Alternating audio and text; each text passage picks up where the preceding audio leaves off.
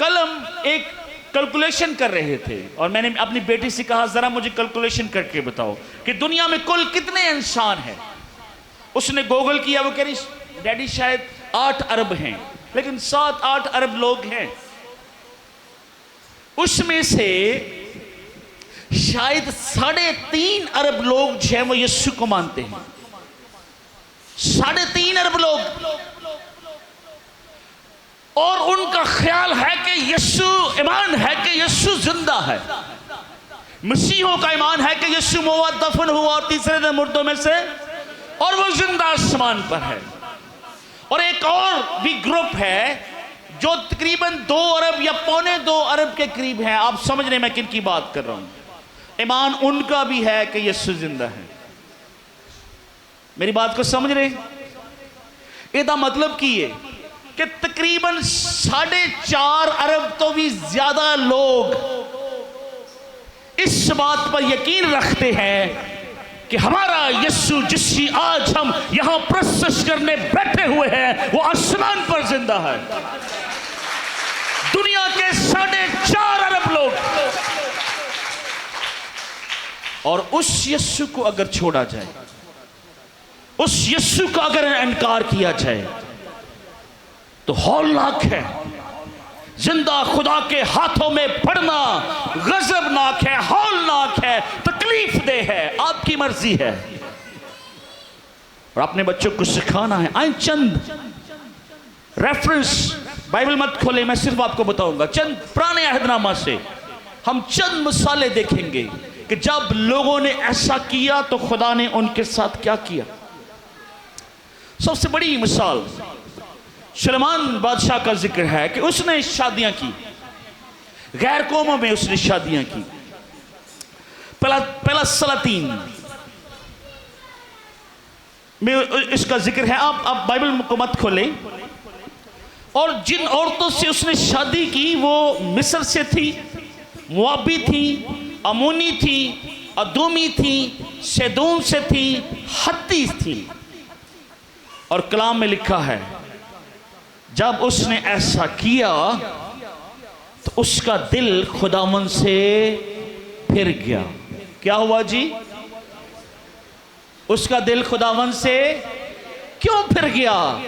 क्योंकि वो बीवियों की मोहब्बत में सारी चीजें वो करता था जो उसकी बीवियां कर रही थी। उसने क्या किया अपनी बीवियों के साथ मिलकर? लिखा है उसने अपनी बीवियों के लिए बाल, अस्तारात, कमूस और मुल्क के लिए कुर्बान गाहें बनाई। और खुदा का गज़ब भड़का और उसने सुलेमान से बादशाही छीनने का फैसला किया। वो बाल का पुजारी हो गया। वो देवी देवताओं के सामने कुर्बानियां चढ़ाने लगा। वो बुतों की प्रस्तुत करने लगा। उसने बुत खाने बना दिए।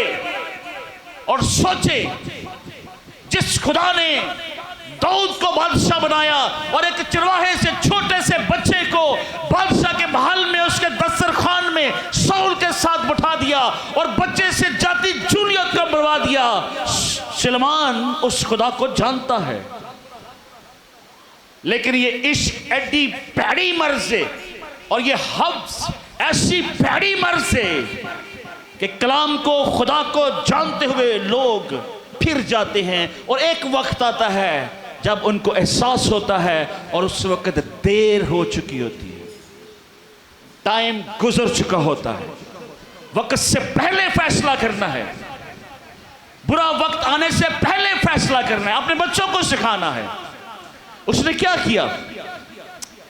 दूसरे सलातन में लिखा है, खुदावन के कलाम में लिखा, इस सबब से खुदावन ने सुलेमान को कहा क्योंकि तुझसे ये फेल हुआ और तूने मेरे अहद और मेरे आइन को जिनका मैंने तुझे हुक्म दिया नहीं माना, इसलिए मैं सल्तनत को जरूर तुझसे छीन कर तेरे खादम को दूंगा। खुदा आपके पास जो बरकत है वो उसको छीन लेगा। और अगर देखना है, सीखना चाहते जिन बेटियों ने ये अमल किया, पूछे, उनके पास दुनिया की दौलत हो सकती है लेकिन चैन, सुकून, इत्मीनान, खुशहाली, बहाली नहीं है।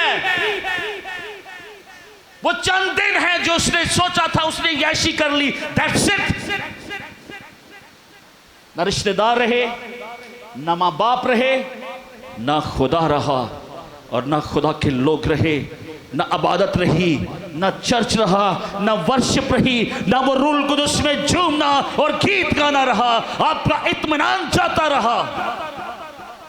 पूछें कभी उनसे, किसी से कभी वास्ता पड़े